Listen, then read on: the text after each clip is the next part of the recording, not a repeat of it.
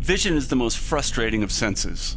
We hear what there is to hear, taste what there is to taste, smell what there is to smell, and feel what there is to feel. If there is more behind what we sense, we don't seem to care very much. But vision is different. When we look at something, we know for a fact that there is more behind what we see. We see the surface of things, not the essence. That makes us anxious. What if there is something really important back there? Like God or the truth. It's not surprising then that people have been trying to see beyond appearances for centuries. Plato tried, Galileo tried, and so did Wilhelm Röntgen, as we can see in this famous picture. It was taken by Röntgen himself, probably in early 1896. The German physicist had just discovered, or should we say engineered, the production of X-rays. His first images were understandably blurry, but he'd made corrections.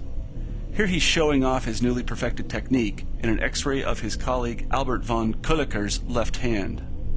The effect is still stunning, and it must have been more so for people who had never seen or even conceived of an X-ray. For here we see what we have always wanted to see, the insides of a living human body.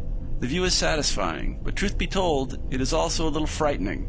When Röntgen took an X-ray of his wife's hand and showed it to her, she was reported to have said, "I have seen my death." In a sense, she was right, or would have been in another age. For before the era of X-rays, ultrasounds, CAT scans, and MRIs, an open, viewable body was something to be feared, for it signaled impending death. If you could see inside, you were about to go away.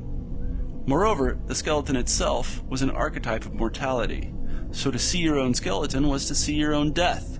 Röntgen probably knew people would be frightened by his ghostly images, so he took care to include something that served both a scientific and humanistic purpose: wedding bands.